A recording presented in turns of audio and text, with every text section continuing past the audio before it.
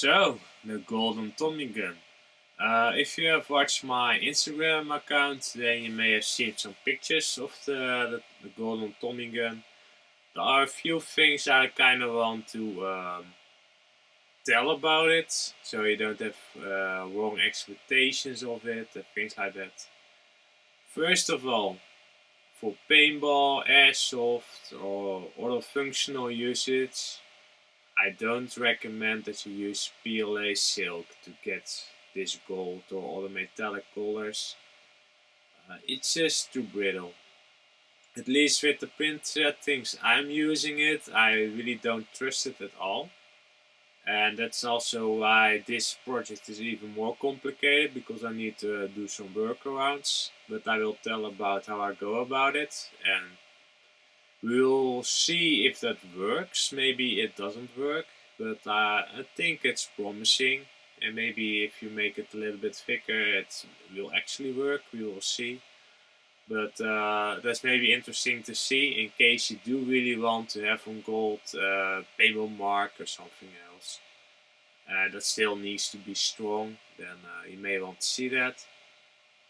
Then something else.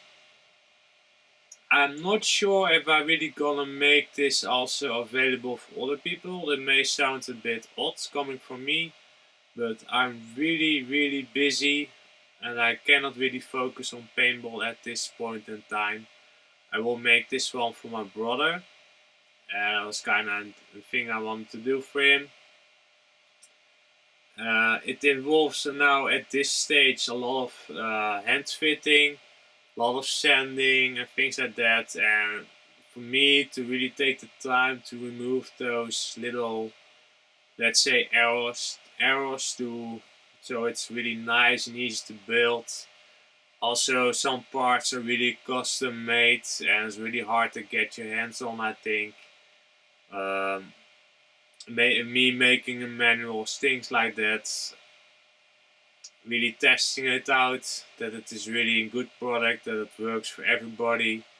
That is something I've noticed with the airsoft models, that it doesn't work for everybody, and that really makes me feel like, yeah, then I should not have released it yet. So that's really why, if this is gonna be released, it will be end this year or even later. Especially with all the bullshit going on in the world, I cannot really focus on paintball anymore. With that said, I do work on this, but that's kind of, I really narrow it down to a few things, and other things I'm focused on, other things in my life, let's say. I am planning still on making the P90 thing and release it. But also you notice that's on a really slow pace because life is hectic. Let's put it that way. So it's done when it's done, and I hope it's done soon. But at the same time, I'm not really. My mind is not there. Let's put it that way. Anyways, the idea of this Thompson is. And the gold color is because of my brother. He wants to have it in gold color. If it would be my Thompson, then I would make it just in black and make it really look like old metal, you know, like with some metallic paint on it. That would something that I would really like to see. But I do have to say, even though I'm not really a gold gun guy, let's say, I do have to, when you have it in the sunlight, it does look nice, it's fun. But again, if it would be me, it would be kind of blasphemy to camouflage this one, otherwise we would camouflage it. But if it would be mine, then it would be metallic and unpainted. And then of course the woods that will be, with this one as well, will be painted, so it will look really like wood. So it will be a nice thing. Do keep in mind Thompson is quite long, so it's not a compact design. But let's talk a little bit about what's inside.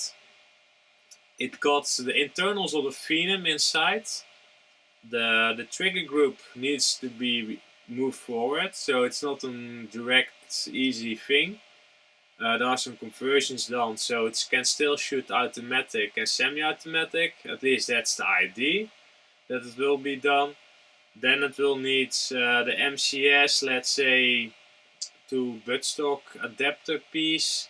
Then you will take a hose. Then you will take a hose that will go inside of the stock. So it is basically an air-through stock. That was also the only way to do it, basically. So you will need a remote line for this one, and it will go through this stock. Again, like mentioned. What will it shoot? It will work on TMC magazines. And then you would think that would be looking odd or ugly. The idea is that you mount it this way. So you basically don't see it anymore. It's just a little bit. And it will hide inside of the drum mag. You can see that it's not looking nice right now. That's just because I really need to fit this part, and I need to redo it anyways because I want to introduce a different button for the Mac release. When you are left-handed, let's say, it's really easy to use this button. But if you use your right hand, you have to use your fingernail to push against this button. And that's painful. It's just not nice. So if you just reload only a few times, it's doable. But you know how MacFed goes, you shoot a lot. So it needs to be nice. So I will introduce also a button you can push with your, let's say, index finger. Or just, yeah, index finger I think it's called. So you can push, and then on the left side you can just push with your finger against that button that's right there to release the magazine. And it will free fall. But as you can see, I also made a gun stand for it. It's just basically a TMC magazine, a little bit, and then slide it inside and drop it like there.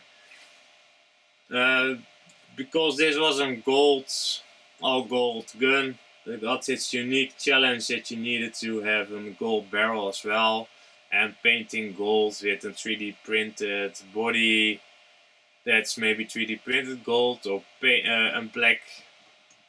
That was also first idea to maybe just paint it, but in my experience, when you paint plastics, or it's spray paint at least gold, it looks bad.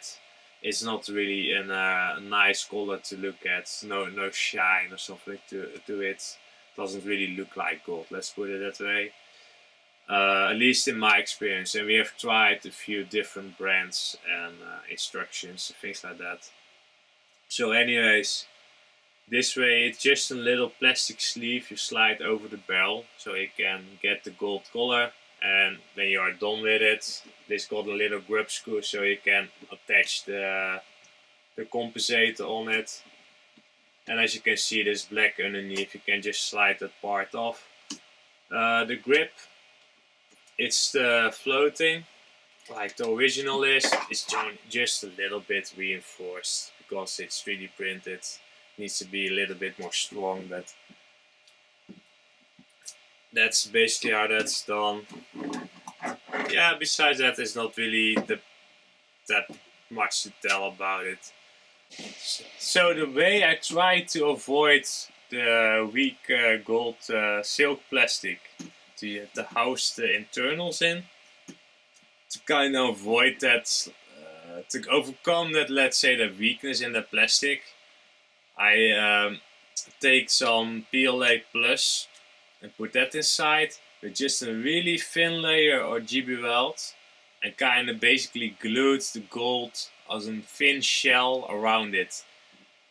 This may still be a little bit too thin to hold it. In my experience with the TPX, that's basically the same design but a different layout.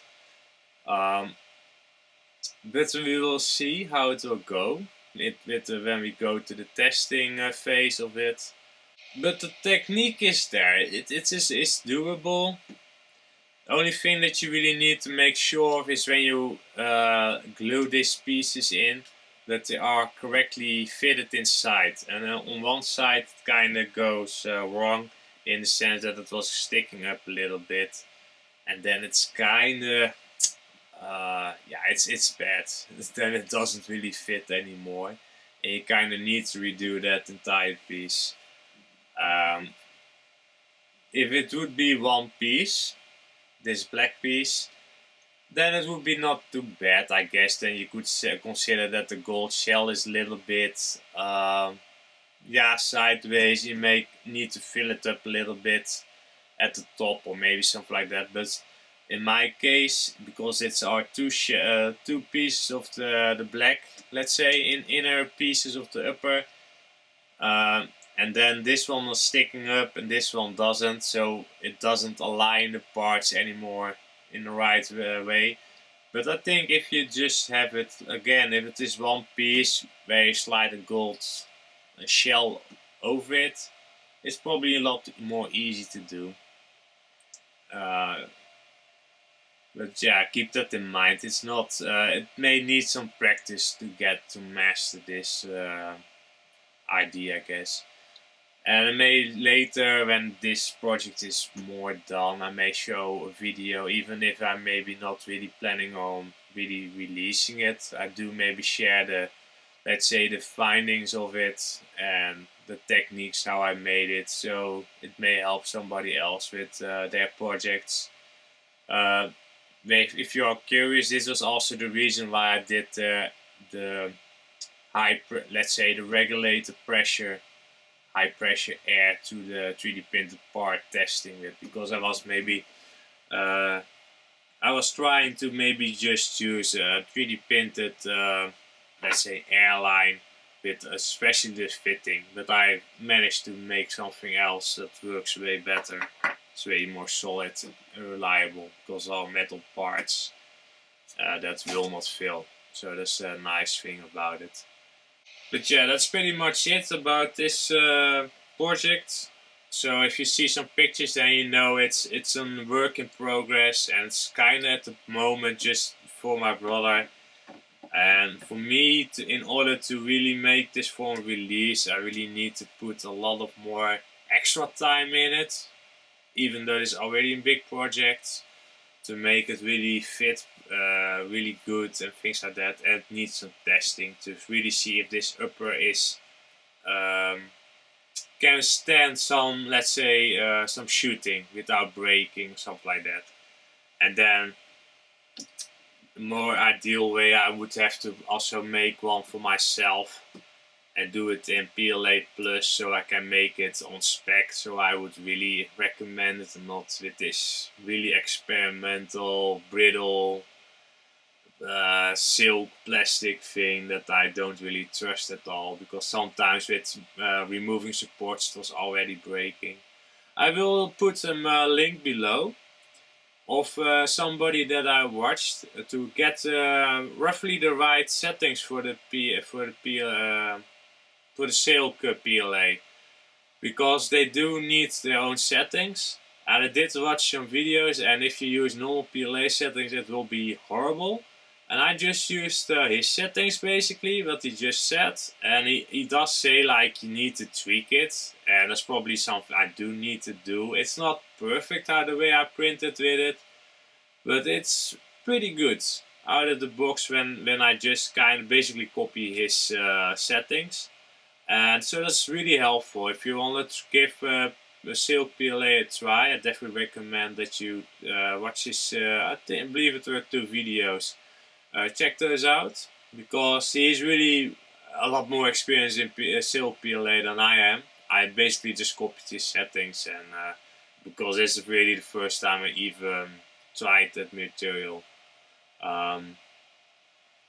So yeah, if you are interested in that, check that out. It will definitely help you out a lot. And so don't ask me about Silk PLA settings. I'm not an expert on it.